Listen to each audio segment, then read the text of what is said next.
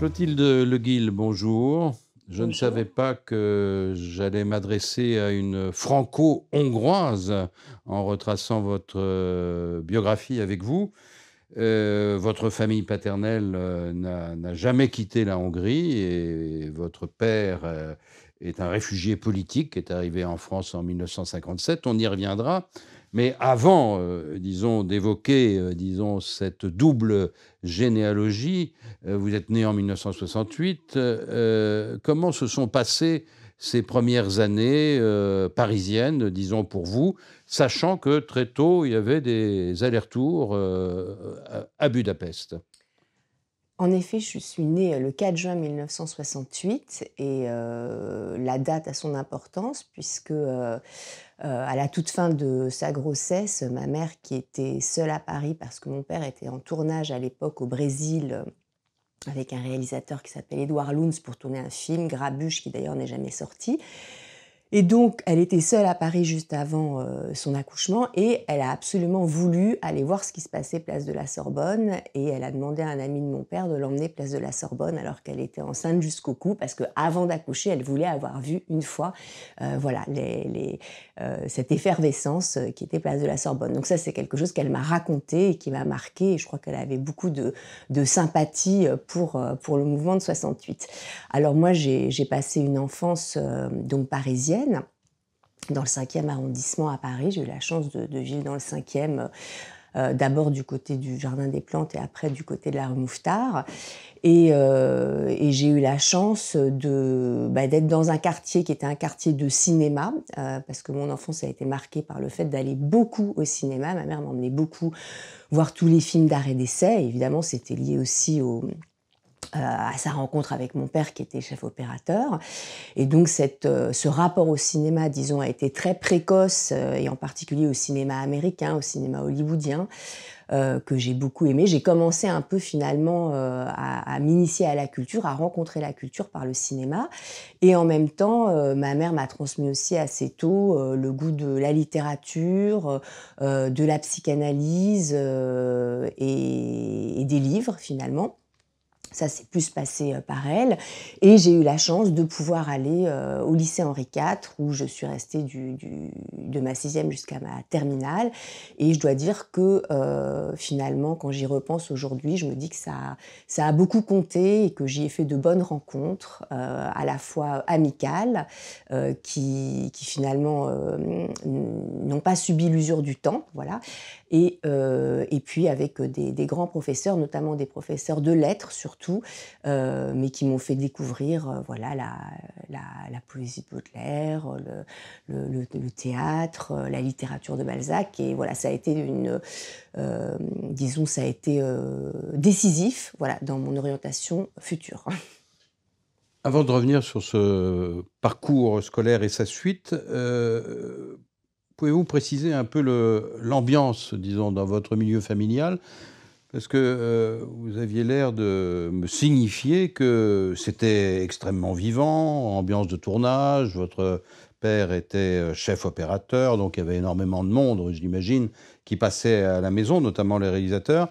Et vous m'avez suggéré, vous avez dit c'était vivant, mais c'était parfois angoissant, parce qu'il y avait l'idée qu'on n'allait pas forcément trouver un prochain film, il y avait une précarité financière. Exactement, Ah oui. absolument, absolument. Donc mon père, a fait, une centaine de films, donc il a fait une grande carrière, mais finalement disons les plus grandes rencontres qu'il a faites, il les a faites, avant ma naissance. Une des grandes rencontres a été celle qu'il a faite avec, Jacques Tati, avec qui il a tourné Playtime. Il m'en parlait beaucoup. Donc même si ça s'est passé avant ma naissance, j'ai vécu comme ça toujours dans ce mythe de sa rencontre avec Tati, qui, avait été aussi son témoin de mariage, donc il était très proche. On peut préciser que Playtime est sorti en 1967, mais que le tournage a duré de 64 à 67. Donc Voilà, c'est vraiment les années qui précèdent c'est ça. votre naissance. Vous Voilà. êtes une fille de Playtime. Voilà, c'est ça. Et c'est vrai que mon père en parlait tout le temps, quoi. Ça a été, je crois, l'œuvre de sa vie. Et donc, voilà, après, dans la suite, il a rencontré d'autres réalisateurs, mais c'était pas forcément à la hauteur de ce qu'il avait vécu avec Jacques Tati, qui, comme vous le savez, s'est ensuite totalement ruiné avec ce film, puisqu'il a essayé de le vendre aux États-Unis, puis il a refusé les contrats proposés par les Américains pour le couper. marché. Et donc, bon, voilà, après, mon père a continué une carrière où il a travaillé, mais c'était pas du même ordre. Et bon, il a fait pas mal, à l'époque, il a fait les premières séries. Aujourd'hui, les séries télévisées sont très à la mode. À l'époque, c'était nouveau. Il a fait des séries télévisées, des adaptations de romans comme Au plaisir de Dieu de Jean d'Ormesson, Les poneys sauvages de Michel Déon, qui étaient comme ça des grandes sagas dont je me souviens parce que moi j'étais au collège et je me souviens que mon père partait tout d'un coup en voyage pendant 3 mois parce qu'il tournait, il fallait tourner en Irlande, il fallait tourner en Grèce, il fallait tourner en Italie et donc voilà, il revenait en fait de ces tournages un peu avec des étoiles plein les yeux, plein de choses à nous raconter et donc ça c'est des souvenirs extraordinaires et en même temps il y avait tout d'un coup 6 mois, 1 an où il avait plus de boulot, quoi, donc plus rien, quoi. Et comme mon père n'était pas un homme d'affaires, ben, il mettait pas de côté, il dépensait tout pour sa famille et pour son matériel cinéma. Et puis voilà, on a connu aussi des moments comme ça angoissants où il cherchait du travail. Et en même temps, il y avait ce côté assez incroyable, je pense, qui m'a aussi transmis quelque chose, c'est-à-dire toujours se battre pour trouver du travail, quoi, jusqu'à la fin, quoi, jusqu'à la fin. Son dernier film, c'était avec Jean-Pierre Mocky. Ben, jusqu'à la fin, il s'est battu pour chercher du boulot et il a toujours aimé travailler, même gratuitement. Il a lancé des jeunes réalisateurs comme Guillaume Niclou en travaillant gratuitement sur son premier film. À la fin, il a fait beaucoup de télé. Il a éclairé des présentateurs télé. Donc voilà. Donc en fait, c'était le côté très aventurier en fait qui ressortait finalement de ce métier où rien n'était jamais assuré, mais en même temps il y avait beaucoup de rencontres, mais avec effectivement aussi une instabilité où moi j'avais l'impression que par rapport, disons, au milieu dans lequel j'évoluais, eh bien, on avait un mode de vie, voilà, très, très, très différent. Il y avait aussi une forme d'incertitude, une forme d'angoisse qui pouvait ressurgir aussi sur le climat familial. Vous l'avez rencontré, Jean-Pierre Mocky? Non, moi je ne l'ai pas rencontré parce que le tournage n'était pas à Paris, mais je crois que ça n'a pas été une expérience facile pour mon père. L'homme n'était pas facile. On peut revenir un petit peu en arrière quand même sur votre père. Il participe à l'insurrection hongroise, ce n'est pas rien, en 1956, et il est réfugié politique donc quand il arrive en France en 1957. Est-ce que sur votre route, vous avez croisé quelqu'un comme François Feitő, qui était le grand historien et intellectuel hongrois, enfin, qui avait écrit dans l'Express avec Mauriac et Sartre, et donc qui avait participé aussi évidemment à ce... Absolument. En fait, je ne l'ai pas croisé en tant que personne, mais je l'ai lu. Et je me souviens que quand j'ai commencé à étudier l'histoire du XXe siècle, justement en première et en terminale, le fait tout d'un coup de pouvoir lire en fait dans des livres cette histoire que j'avais entendue par bribes par mon père, qui n'était jamais racontée de façon continue, puisque c'était pas un historien, donc c'était des souvenirs, des morceaux choisis de ce qu'il avait vécu lui. Et je me souviens que d'avoir rencontré les textes de François Feitő sur tout le déroulement historique en fait des circonstances de cette insurrection, ça m'avait effectivement beaucoup appris. Et plus tard, il y a un écrivain en fait qui m'a permis de comprendre mon histoire parce que voilà, mon père était un homme d'image puisqu'il était chef opérateur. Alors c'est pas qu'il racontait pas bien, il aimait bien raconter des histoires, mais parfois, c'est pas facile quand on est la fille ou le fils, en fait, d'avoir, de retenir en fait l'histoire de ses parents. Voilà, on les connaît trop en fait pour vraiment les écouter comme il faut. Et en fait, moi, j'ai eu l'impression de comprendre l'histoire de ma famille hongroise en lisant l'écrivain Sándor Márai. Et pour moi, c'est la rencontre avec Sándor Márai qui s'est faite bien plus tardivement, puisque en fait, il a été connu en France finalement assez récemment, et bien en fait c'est la découverte de cet auteur qui m'a presque permis de comprendre l'histoire de ma famille. Reprenons donc le fil. Vous avez parlé de vos études au lycée Henri IV. Il y a un point quand même qui m'a frappé parce que c'est un nom qu'on ne rencontre pas tous les jours, mais c'est un nom important. Vous avez eu comme professeur de philosophie Pierre Rémond, qui est disparu en 2014 et qui était, enfin en tout cas pour la génération qui est la mienne, un auteur extrêmement important chez Maspero, Pierre Rémond. Absolument. Pierre Rémond, a été le professeur de philosophie qui m'a le plus marqué. Je ne l'ai pas eu en Henri IV, je l'ai eu en Cagne, au lycée Fénelon. J'avais choisi l'option philosophie. On avait 10 heures de philosophie par semaine et donc j'écoutais Pierre Raymond tous les matins pendant 2 heures, qui parlait sans aucune note et qui pensait devant nous, qui marchait sur l'estrade et qui éveillait vraiment notre pensée à la philosophie. Et donc oui, c'est vraiment le professeur de philosophie qui m'a marquée et grâce à qui je suis rentrée à l'École normale supérieure du premier coup, parce qu'il avait vraiment une façon. Il a compris en fait aussi comment nous préparer, comment éveiller notre pensée voilà. Et j'ai un souvenir effectivement tout à fait précis et vivant de Pierre Raymond. C'était un élève, enfin un ami plutôt, élève et ami proche de Louis Althusser.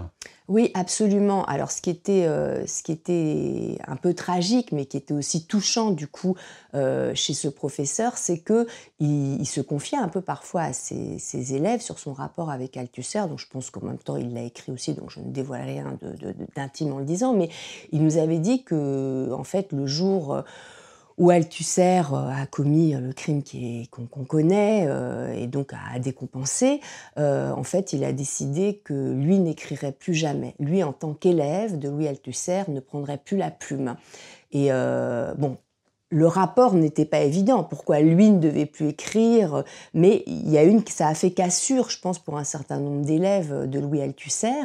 Et j'ai trouvé en même temps fort qui témoigne à ses élèves aussi de cette cassure finalement, qu'il y a quelque chose aussi pour lui là qui posait question et quelque chose à quoi peut-être il ne pouvait pas répondre juste avec la philosophie finalement.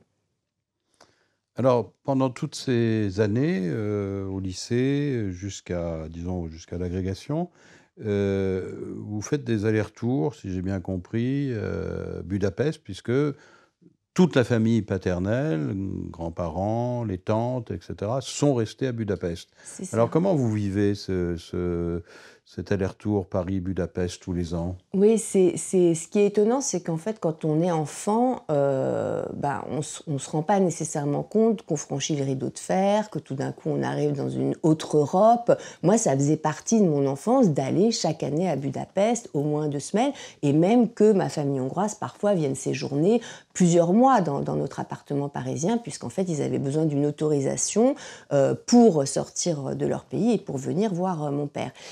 Et donc, j'étais, disons, je me sentais en même temps un peu étrangère par rapport à mes camarades, parce que quand je disais que j'allais passer mes vacances à Budapest, personne ne savait où était Budapest, puisque personne n'allait passer ses vacances en Europe de l'Est, puisqu'il y avait le rideau de fer et que les frontières étaient fermées. Donc je disais Budapest, mais c'est dans quel pays? Je dis c'est la Hongrie. Elle me dit mais la Hongrie, alors on confondait la Bulgarie, la Hongrie, la Pologne, tout ça s'était rangé dans le même sac. Donc je pouvais pas beaucoup parler de mes vacances à Budapest, parce que ça n'évoquait rien à personne, puisque mes camarades allaient plutôt au ski ou à la campagne. Bon. Et donc, et en même temps, ce qui est singulier, c'est que c'était un pays qui était sous emprise communiste, et donc l'atmosphère à la fois y était assez tendue à l'aéroport. Enfin, je me souviens quand on arrivait à l'aéroport, puisqu'on prenait l'avion pour y aller. Je me souviens que mon père était très tendu face à tous les militaires et au moment où il devait donner sa carte d'identité, qui était devenue française, puisqu'il avait été naturalisé français 10 ans après son arrivée en France. Et en même temps, une fois qu'on arrivait à Budapest, la maison familiale était extrêmement joyeuse, tout le monde était très uni, tout le monde cuisinait, c'était la grande fête, quoi. Et donc, je me suis pas aperçue finalement aussi à quel point il y avait aussi quelque chose d'une déchirure en fait dans cet exil qui était celui de mon père. Et en même temps, ça a été une grande richesse, je crois, pour moi, de vivre d'emblée comme ça ces voyages à Budapest et de découvrir une autre culture, alors d'entendre une autre langue. Bon, je ne parlais pas l'hongrois, c'est une langue très difficile à apprendre, mais justement, dans ma famille, ils parlaient anglais, allemand, français, parce que les Hongrois apprennent toujours d'autres langues pour pouvoir parler avec d'autres d'autres peuples. Et donc, il y avait quelque chose comme ça en même temps de très joyeux, de très polyglotte. Et puis ils étaient tellement contents que mon père revienne avec sa famille les voir, quoi. Il y avait aussi des retrouvailles en fait qui étaient très très émouvantes. Parce que bon, ce que je peux quand même préciser, parce que c'est vrai que je pense que c'est important et je m'en suis rendu compte après coup, c'est que mon père a donc fui la Hongrie en 57 parce qu'il avait participé avec l'école de cinéma de Budapest et ses élèves et ses collègues de l'école de cinéma, comme notamment il y avait le chef opérateur Vilmos Zsigmond aussi, qui a fait une grande carrière après aux États-Unis. Ils ont participé à filmer l'insurrection hongroise. Ah oui. Donc du coup, une fois qu'en fait l'insurrection a été écrasée, que les chars sont entrés dans Budapest une seconde fois et que Khrouchtchev a écrasé l'insurrection, et bien en fait, il a fallu se décider très vite parce qu'il savait qu'ayant filmé l'insurrection, ils étaient en danger, lui et ses camarades. Et donc en fait, à ce moment-là, il devait partir pour une tournée des ballets russes en France. Et ben donc il est parti et il Il est a pas dit au revenu. revoir à toute sa famille, il n'est jamais revenu. Voilà, alors qu'il avait une compagne, enfin voilà, il avait déjà 30 ans mon père hein, quand il est parti. Donc moi j'ai découvert ça plus tard, évidemment, parce qu'enfant je ne me rendais pas du tout compte en fait que lorsqu'il avait quitté la Hongrie, il avait déjà fait une carrière dans le cinéma, il avait déjà une compagne, enfin sa vie devait avoir lieu à Budapest. Et donc finalement ce qui s'est passé, c'est qu'il est quand même arrivé en France, bien qu'en tournée pour les ballets russes et donc dans le cadre de son travail, il est arrivé en France ensuite en n'ayant aucun point d'appui et donc il a dû tout recommencer à zéro. Il n'a pas pu tout de suite rejoindre le milieu du cinéma, donc il a d'abord fait plein de petits boulots alors qu'il parlait pas français. Il a travaillé aux Halles de Paris, vendu des fruits et légumes, il a été pompiste, enfin voilà, il nous racontait toujours ça, à moi et à mes frères, et c'est vrai que c'était assez génial quoi, d'entendre finalement qu'il avait pu en passer par tous ces métiers, ce recommencement. Et finalement, bon, il y avait quand même aussi à l'époque à Paris un soutien qui était accordé aux réfugiés politiques. Il a pu s'inscrire à la Sorbonne en cinéma. Du coup, il a rencontré des cinéastes français. Il en a rencontré un, Édouard Luns, qui avait vu un de ses courts-métrages qui avait été primé à Cannes. Enfin bon. Et du coup, il a pu ensuite reprendre sa carrière en France. Mais voilà, parfois, je me suis aperçue que quand moi-même j'ai traversé des moments de doute ou des moments de plus trop savoir où j'en étais, parfois je repensais à ce qu'avait vécu mon père et je me disais, bah voilà, on peut aussi finalement vivre parfois certaines épreuves et parvenir à les franchir. Voilà. Est-ce qu'il a récupéré les images qu'il avait filmées de l'insurrection hongroise? Oui, il y a quelques images que j'ai conservées et que j'ai pu projeter à l'Institut hongrois à l'occasion d'un anniversaire de 56 et à l'occasion aussi d'un hommage que j'avais organisé au travail de mon père en 2018, puisqu'il est disparu en 2015. Alors, puisque vous évoquiez des périodes de doute dans votre existence et dans votre parcours intellectuel, bon, alors pour quelqu'un qui passe la grecque, disons, assez facilement, qui a traversé les classes préparatoires, etc., alors, le doute, après l'agrégation, il s'installe, puisque vous allez hésiter entre le théâtre et je ne sais quoi à l'époque, toujours est-il qu'on vous retrouve au conservatoire du 5e arrondissement. Comment ça s'est passé, ça? Oui, ça a été une espèce de crise existentielle, mais qui avait à la fois un côté, par certains côtés, qui pouvait être un peu déboussolante, mais en même temps qui avait un côté joyeux aussi. Bon, en fait, j'étais très passionnée pendant mes années de classe préparatoire par la philosophie. Mais c'est vrai qu'après le concours de Normal Sup, il y a eu un petit, ça arrive souvent après les concours, une petite retombée comme ça, questionnement un peu finalement, qu'est-ce que je veux faire de ma vie, de plus trop savoir en fait où était mon désir. J'ai voyagé, bon, je suis allée au Mexique, j'ai fait une sorte d'Erasmus en Allemagne, bon. Et puis finalement, je me suis rendu compte que j'avais quand même envie de passer l'agrégation, que ça comptait pour moi, que j'avais envie d'aller au bout de ce parcours, parce que je suis plutôt du style à faire les choses jusqu'au bout. Et j'ai passé l'agrégation, mais ça a quand même été difficile parce que j'ai raté la première année, donc j'ai recommencé, donc ça a été 2 ans quand même de travail extrêmement intense, même si c'était en même temps... voilà, très, comment dire, je cherche le mot, enfin, disons qu'il y avait un côté aussi jubilatoire dans le fait de progresser intellectuellement autant, voilà. Mais alors, après l'agrégation, je me souviens très bien, je suis allée chercher mes résultats à la Sorbonne. Donc à l'époque, c'était pas les résultats sur Internet, on avait les résultats affichés. Donc je suis allée voir les résultats, j'ai vu mon nom, j'avais pas vu l'année d'avant, donc là je le vois, donc je me dis bon, ça y est, je l'ai. Et je m'étais dit, si tu as l'agrégation, tu vas tout de suite t'inscrire au conservatoire et enfin tu vas t'amuser, voilà. Et donc j'ai descendu, j'étais place de la Sorbonne, j'ai pris la rue des Écoles, rue de Pontoise, je connaissais le conservatoire du 5e pour avoir fait de la danse, et puis j'avais une amie qui avait fait du théâtre là-bas, donc je savais qu'il y avait un bon cours qui s'ouvrait. Et je me suis inscrite au conservatoire du 5e. Et là, j'ai fait tout en enseignant la philosophie à l'Institut d'études politiques de Strasbourg en tant qu'allocataire monitrice. Je faisais des allers-retours. J'enseignais la philosophie de la guerre. Enfin, ça m'intéressait beaucoup. Et d'un autre côté, je pense que le théâtre a été pour moi une façon de renouer avec tout cet héritage paternel que j'avais un peu délaissé par la philosophie. Et de retrouver quelque chose aussi de plus collectif, parce que la philosophie, c'est quand même assez solitaire, la recherche, c'est très solitaire.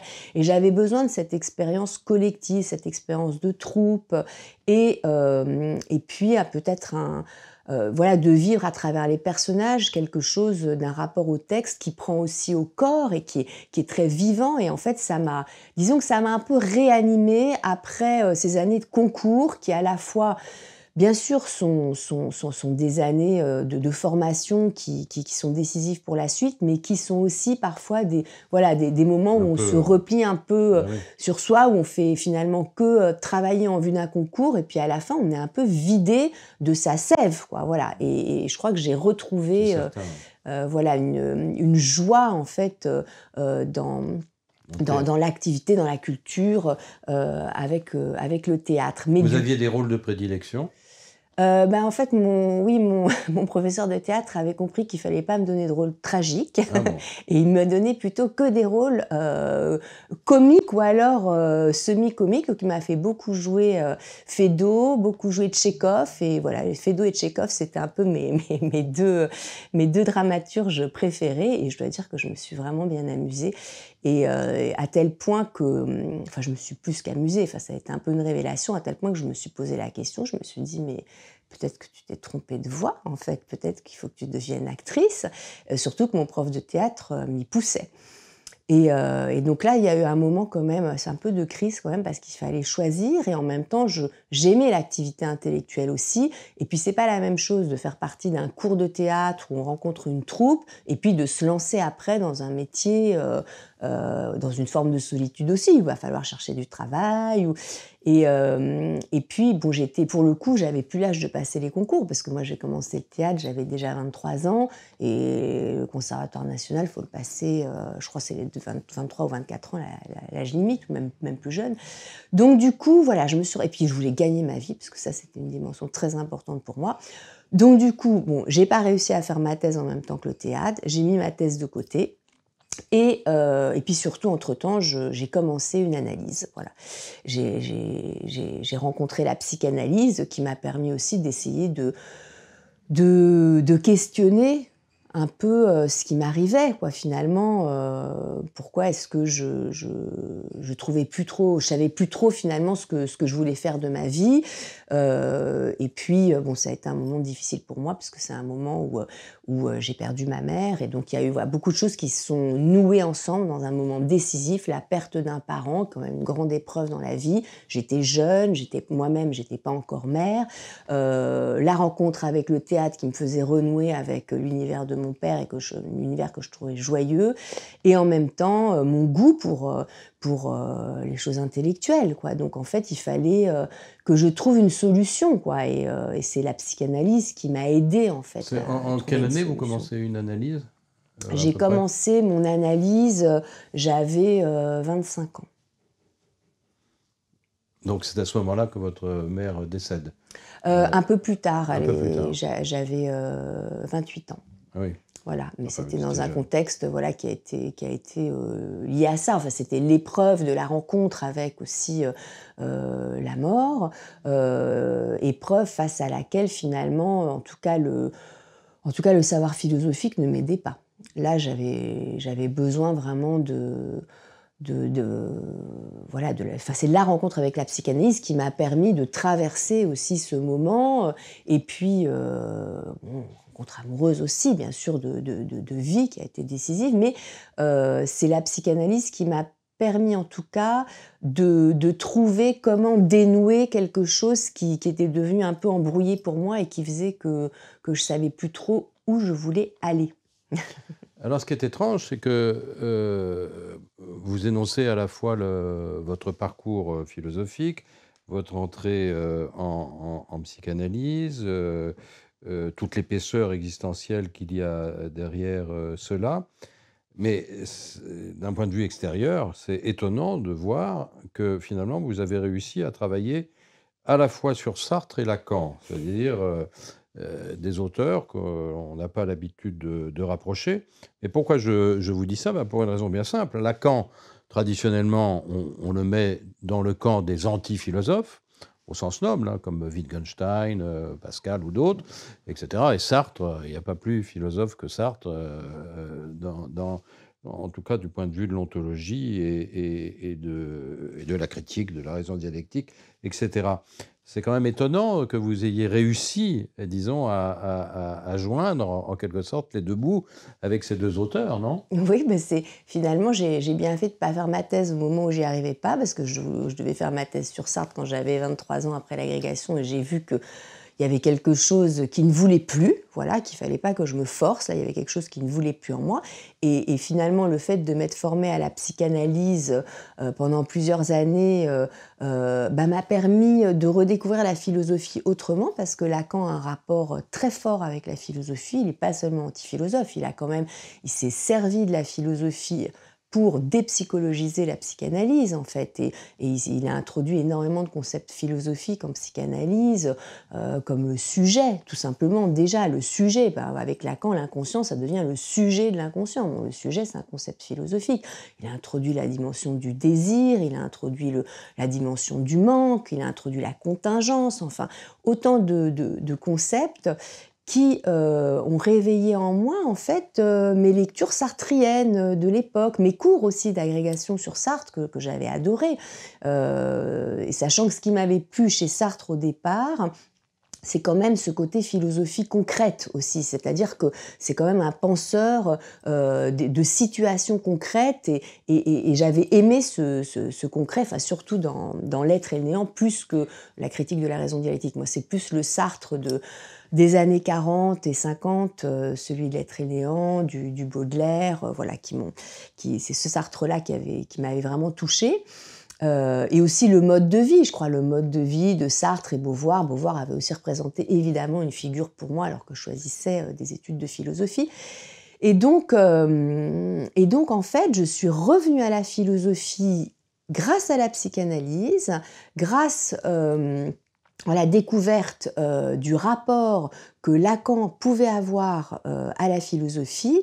Et finalement, en fait, je me suis aperçue qu'on présentait toujours Lacan au sein du mouvement structuraliste, mais que finalement, il y avait une inspiration aussi existentialiste chez Lacan, et d'ailleurs, elle avait été notée. Oui, mais vous partez à la recherche de cette inspiration parce que, vous le dites vous-même, Lacan, il cite très peu Sartre.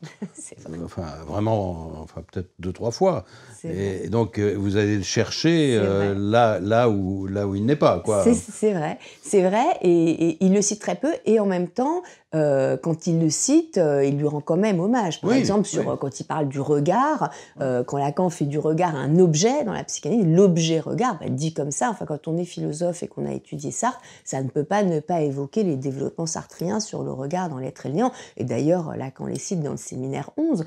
Et voilà, et cette filiation, elle avait été notée par Jacques-Alain Miller dans un de ses cours que j'avais suivi, et tout ça, ça avait fait rencontre, quoi, en moi, et finalement, ça m'a donné envie, après coup, une fois que j'avais suffisamment mûri finalement mon intérêt pour la psychanalyse, depuis mon expérience aussi, ça m'a donné envie d'explorer ce lien un peu secret, un peu clandestin, un peu tu d'ailleurs par Lacan, ce lien de Lacan à l'existentialisme et à Sartre, parce que je crois aussi que finalement ce qui m'a plu chez Lacan, c'est pas forcément ce que peut-être ceux qui ont rencontré Lacan dans les années 50 ont retenu, mais c'est aussi cet aspect un peu d'importation des concepts existentialistes qui nous montrent que la psychanalyse n'est pas seulement une affaire de structure. La psychanalyse, c'est aussi une expérience qui touche à l'existence.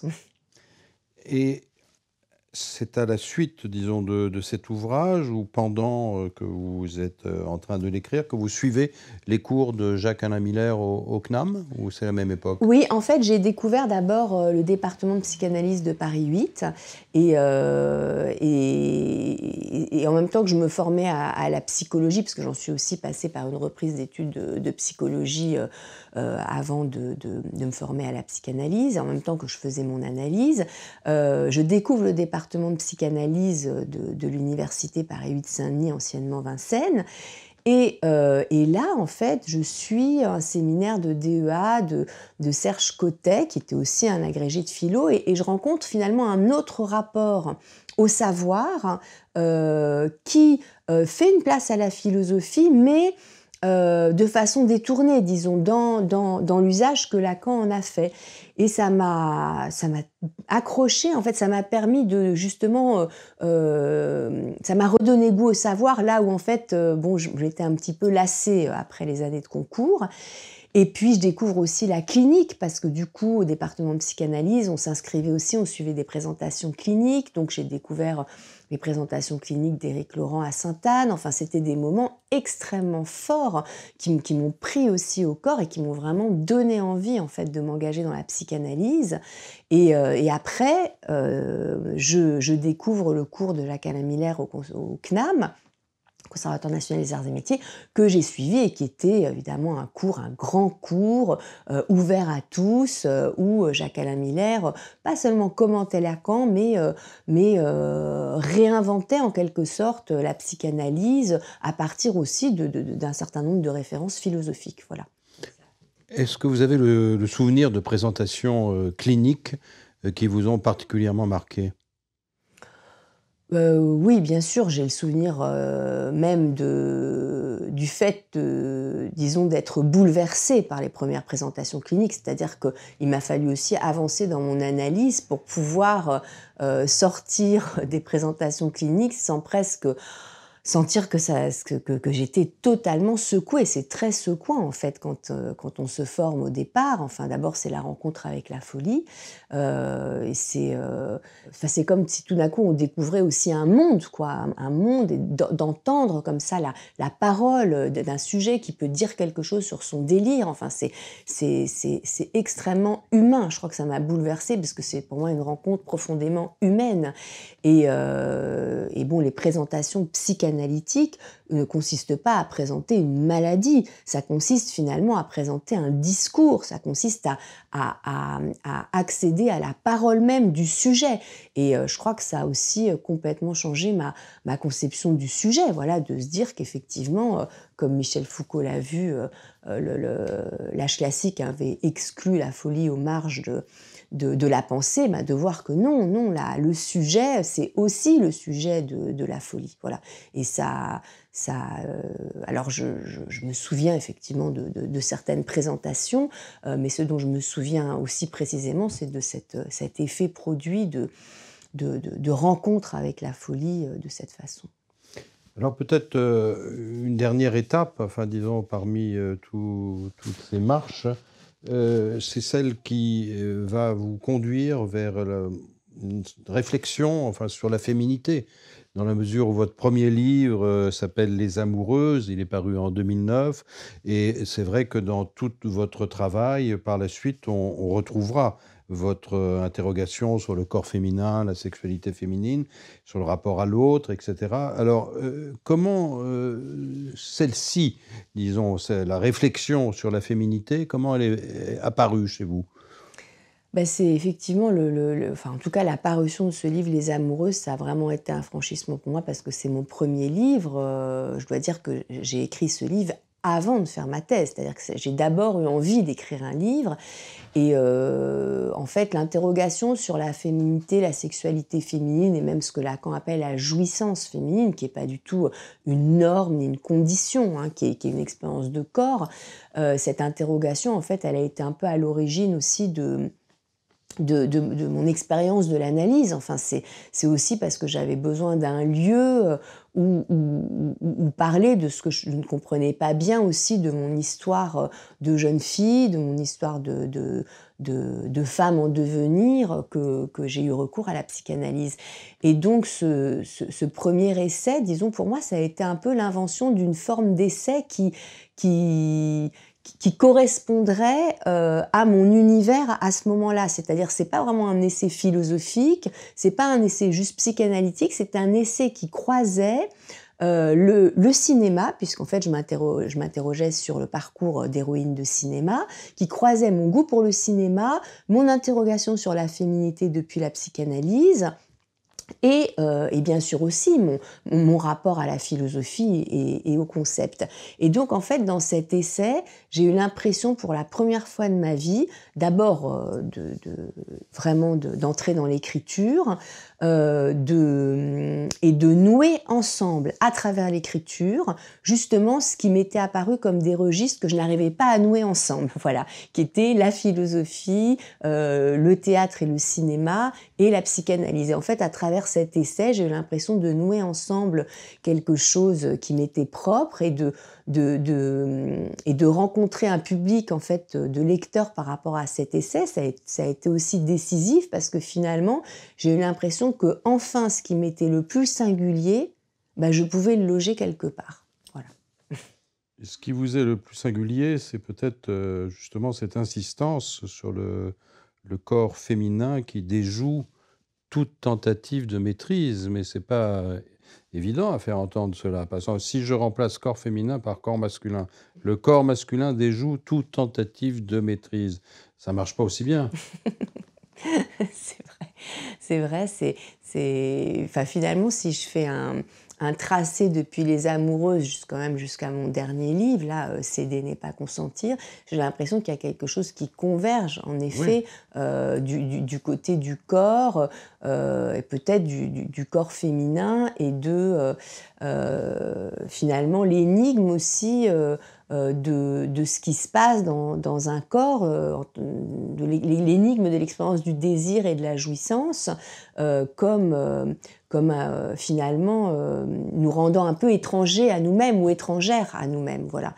Et c'est vrai que j'ai pu peut-être mettre des mots aussi grâce à Lacan qui a essayé de proposer une conception de la jouissance féminine, qui est une conception dont il est difficile de parler. Hein. Moi, je ne maîtrise pas cette conception, mais j'essaye de transmettre quelque chose de la façon dont je l'ai rencontrée ou de la façon dont je l'ai éprouvée. Et donc, ça m'a permis d'explorer ça, enfin de suivre aussi Lacan là-dessus. Mais finalement, c'est aussi, je crois en tout cas dans Céder n'est pas consentir, c'est aussi mon interrogation sur mon propre consentement, depuis ce que l'expérience de l'analyse m'a appris, qui m'a permis aussi d'avancer finalement dans cette élaboration autour de la féminité. Terminons sur un point qui est en général toujours questionné parce que vous vous appuyez beaucoup sur la littérature. Catherine Millet, vous commentez ses 3 ouvrages, depuis La vie sexuelle de Catherine M jusqu'à Une enfance de rêve. Vous parlez fréquemment de Marguerite Duras, que vous avez lu très tôt, L'amant notamment, et d'autres. Et évidemment, vous vous appuyez sur de nombreux personnages féminins de films très variés, américains, français, etc. Mais ce que je voulais signifier par là, c'est que ce fil que vous essayez de suivre en vous appuyant sur la littérature ou le cinéma, débouche toujours sur l'idée que le sujet féminin, plus ou moins pour vous, est hors norme. Et c'est sur cette hors norme, disons, que je voudrais vous entendre pour terminer cette biographie. Vous pensez vraiment que Alors, je ne dirais pas exactement comme ça, même si c'est juste, parce qu'effectivement, il doit y avoir une phrase peut-être comme ça dans l'être et le genre, mais ce que je veux dire, ce que j'ai plutôt essayé de dire par la référence aux hors normes, c'est pas qu'elle concernait que les sujets féminins, c'est que la façon dont en psychanalyse on aborde la question de la féminité, ce n'est pas en se référant aux normes de genre qui existent, bien évidemment, ce n'est pas en se référant à des rôles sociaux qui existent aussi, bien évidemment, et dont il est parfois difficile de s'affranchir, mais c'est en se référant à une expérience plutôt qui est justement qui excède toute norme et qui fait que la rencontre avec une forme de jouissance, une forme de désir qui est liée au rapport à l'autre, bien sûr, qui est liée à l'expérience amoureuse et sexuelle, cette rencontre-là, disons, propulse le sujet et son existence dans une dimension hors norme dont il lui appartient ensuite de faire quelque chose. Voilà, c'est plutôt ça que j'ai voulu montrer, c'est que finalement, les normes ne peuvent pas nécessairement rendre compte de tout ce qui se produit dans l'existence. Elles peuvent rendre compte de la façon dont on est assujetti, mais il peut aussi se produire, du point de vue plus intime, dans l'existence au sein de la rencontre amoureuse et sexuelle, des expériences que chacun devra apprendre à nommer avec sa propre langue, parce que justement ce sont des expériences qui ne répondent plus à aucune norme. Et il se trouve que c'est de cette façon, par le hors norme en fait, que Lacan a abordé la question de la jouissance féminine. Alors, Clotilde Le Guil, après la philosophie, après l'entrée en psychanalyse, après le théâtre, vous devenez psychanalyste. Et vous associez d'ailleurs parfois le fait de devenir psychanalyste avec le fait de devenir mère, mais ça c'était un peu antécédent, si je puis dire. Comment ça s'est fait, cette entrée, cette fois-ci, du côté de la pratique analytique ? Cette entrée du côté de la pratique analytique, bien sûr, elle s'est faite à travers une formation, une formation clinique, mais elle s'est surtout faite depuis l'expérience de l'analyse.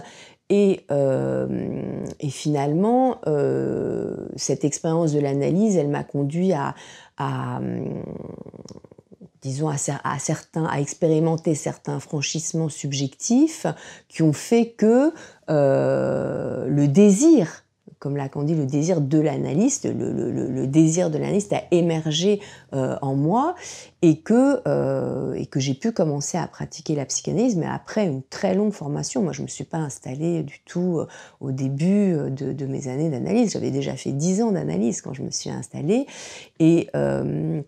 Et donc, aujourd'hui, j'ai terminé mon analyse et effectivement, j'ai pu voir aussi à quel point le fait d'avoir été au bout de cette expérience de l'analyse avait pu transformer aussi ma pratique analytique.